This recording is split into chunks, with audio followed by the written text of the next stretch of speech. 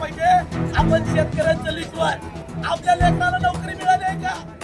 आपल्याला ज्या आश्वासनांची पूर्तता करण्यासाठी या सरकारनं या ठिकाणी आश्वासन दिले त्या प्रत्येक आश्वासनाची पूर्ती झाली आहे का? आपल्याला शेतीमालाचा भाव हा दुप्पट झालाय का? आपल्याला 2100 रुपये महिलांना देतो म्हणले होते, 2100 रुपये दिले का? आणि आपला भाग दुष्काळी म्हणून या ठिकाणी मराठवाड्याला संबोधतात आणि मराठवाडा वॉटर ग्रीड प्रकल्पाचं काय झालं? दादा या ठिकाणी मी सांगू इच्छितो, तुम्ही काल परवा सांगितलंय सत्ताधारी आमदार आमच्या कोणचं पाणी कसं पळवतायत याचं उदाहरण लोहारा तालुक्यामध्ये मागणी डॅम. शेतकऱ्याचा वीर असलेलं भाजप सरकार आहे. शेतकऱ्याच्या जखमीवर मीठ चोळण्याचं काम आजपर्यंत भाजप सरकारने केलेलं आहे. ज्या ज्या त्यांनी आश्वासनं दिली होती निवडणुकीच्या काळामध्ये त्यांना त्या आश्वासनाचा विसर पडला नाही. त्यांनी झोपेचं सण घेतलं नाही. त्यांना झोपेचं सण घेतलं नाही. त्यांना जागा करण्यासाठी शिवसेना उद्धव बाळासाहेब ठाकरे धाराशिव पक्षाच्या वतीनं या ठिकाणी चक्काचं आंदोलन या जिल्ह्याचे लोकप्रिय खासदार ओमप्रकाश निंबाळकर, कळंब धाराशिवचे लोकप्रिय आमदार तथा जिल्हा प्रमुख सन्माननीय कैलासदादा पाटील यांच्या नेतृत्वाखाली या ठिकाणी चक्काचं आंदोलन करण्यात येत आहे. अरे भाजप सरकारचं करायचं काय? शेतकऱ्याच्या जखमेवर मीठ चोळणारा भाजप सरकारचा, शेतकऱ्याची धंदा करणारा भाजप सरकारचा, लाडक्या बहिणीला बसवणारा भाजप सरकारचा. मित्रांनो, आपण बघितलंय विधानसभा निवडणुकीच्या अगोदर राज्यभरामध्ये महिला मेळावा घेण्याची एक स्पर्धा लागली. एकीकडे देवाभाऊंचा महिला मेळावा, एकीकडे एकनाथ भाऊंचा महिला मेळावा, एकीकडे अजित भाऊंचा महिला मेळावा. सगळ्या भावांची एक स्पर्धा लागली. ही लाडकी बहीण योजना मी आणली, ही लाडकी बहीण योजना मी आणली. राज्यभरामधल्या सगळ्या बहिणींना आनंद झाला. कधी नाही त्या पाटील यांना विनंती करतो की आपण या रस्ता रोकोला सविस्तर संबोधित करावं.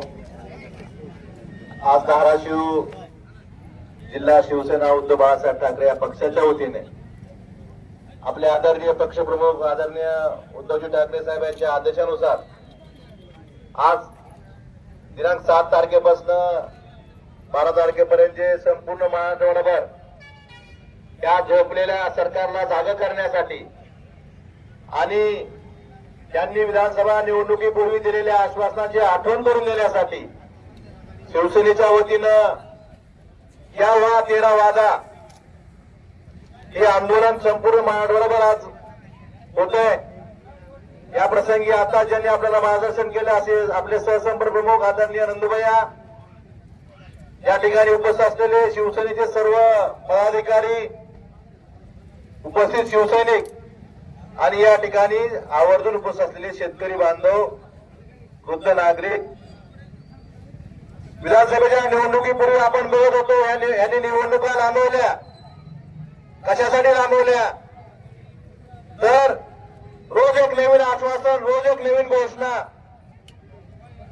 अशा घोषणा आश्वासनं देऊन यांनी निवडणूक जिंकली, खोटी आश्वासन दिली.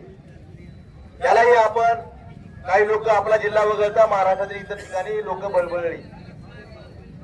त्यांना निवडून दिलं, त्यांचं सरकार बसलं. सरकारपूर्वी निवडणूक येण्यापूर्वी सरकारमधले तत्कालीन उपमुख्यमंत्री आजचे मुख्यमंत्री म्हणले होते, आमचं सरकार आलं तर आम्ही शेतकऱ्यांचा 7/12 करू, कोरा कोरा कोरा. 3दा म्हणले होते. कोणी बघितलं असेल व्हिडिओ बघा, 3 वेळा म्हणले होते कोरा कोरा कोरा. कुठे गेलं आश्वासन? ज्यावेळेस आम्ही 2 अधिवेशनं झाली, अधिवेशनात आम्ही विषय काढला तर ह्याला बोलायला कुणी तयार नाही. 31 मार्चच्या आधी शेतकऱ्यांनी 0% आपलं कर्ज आहे. आजपर्यंतचा अनुभव असा होता की थकबाकीदार शेतकऱ्यांनाच कर्जमाफीचा लाभ मिळतो म्हणून शेतकऱ्यांना वाटलं आपण जर चालूबाकीत गेलो, थकबाकीत नसतो तर आपल्याला कर्जमाफीचा लाभ मिळणार नाही. बऱ्याच शेतकऱ्यांनी थकबाकीत गेले. कशामुळं? कर्जमाफीचा लाभ मिळावा म्हणून. कारण यांनी निवडणुकीपूर्वी आश्वासन दिली होती आणि त्या आश्वासनाची पूर्तता हे सरकार करेल असा भाबडा विश्वास सर्वसामान्य शेतकऱ्याला, महाराष्ट्रातील शेतकऱ्यांना होता. परंतु हा विश्वास सुद्धा त्यांनी फोल ठरवला आणि शेतकऱ्यांची परत एकदा फसवणूक केली. 30 तारखेला उपमुख्यमंत्री अजितदादा म्हणते सगळ्या शेतकऱ्यांनी आपलं चालूबाकी करून घ्यावे, कुणी कुठलीही कर्जमाफी होणार नाही. यावर मुख्यमंत्र्यांना विचारलं, मुख्यमंत्री म्हणले अजितदादाची भूमिका हीच सरकारची भूमिका. त्यामुळे यांनी फसवलंय, प्रत्येक गोष्टीत फसवणूक आहे आपली. त्यांच्या आश्वासनात सांगितलं होतं की स्टेट जीएसटी मधनं आपला परतावा शेतकऱ्यांना अनुदान स्वरूपात परत करू. आपण स्टिकर वापरतो, आता पावसाचे दिवस फवारणीवर स्टिकर वापरतो. आपल्या औषधावर 14% 28% जीएसटी आहे. आपण स्टिकर वापरतो, स्टिकरवर 28% जीएसटी हे सरकार वसूल करतं. 100 रुपयाच्या स्टिकरची जर बाटली घेतली तर 28 रुपये जीएसटी सरकारला आपल्याला द्यावा लागतो. ते परत देऊ असं आश्वासन, व्यापाऱ्याला जीएसटी परत मिळतो, उद्योगपतीला जीएसटी परत मिळतो. पण देशातील एकमेव घटक आपण ज्याला जगाचा पोशिंदा बनतो, शेतकऱ्यांची अर्थव्यवस्था बनतो. ज्यावेळेस कोविडमध्ये सगळी अर्थव्यवस्था कोलमडली होती, त्यावेळेस या देशाच्या अर्थव्यवस्था फक्त या देशातल्या शेतकऱ्यांनी चाललं होतं. त्या अशा शेतकऱ्यांकडनं जीएसटी वसूल करतो, 28% जीएसटी वसूल करतो.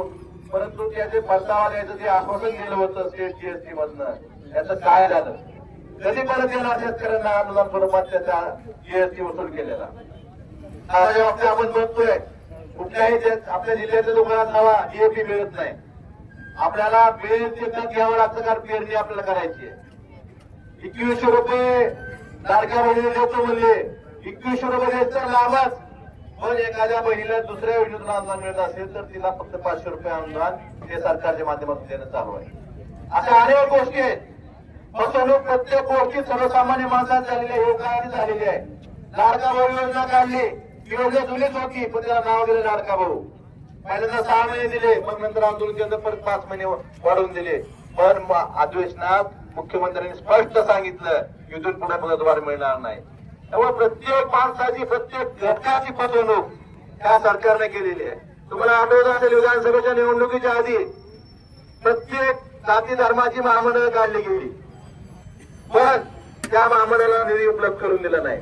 त्याची मतं, त्या जातीची, त्या धर्माची मतं घ्यायची म्हणून ती महामंडळ काढली गेली, पण त्या महामंडळाला 1 रुपया स्वनिधी किंवा काही निधी या सरकारला उपलब्ध करून दिलेला नाही. पुढे आपण रोज बघतोय आदिवासी विकास विभागाचा निधी वळवला, सामाजिक न्याय विभागाचा निधी वळवला. या ठिकाणी आजी आलेले आहेत, निराधार आलेले आहेत, त्यांना 2100 रुपये मानधन करू म्हणले होते. 2100 रुपये मानधन तर लाभच, पण 6 महिने झाले यांना यांच्या निराधारचं मानधन मिळालं नाही. त्यांना त्यांच्या सोडून ऐका आजी, मानधन पगार मिळाले तुमची? 6 महिने झालं. मी म्हणतो मान्य करू नका, तिने स्वतः सांगितलंय. 6 महिन्यापासून निराधारच्या पगार यांना दिल्या, कर्मचाऱ्यांच्या पगार नाही.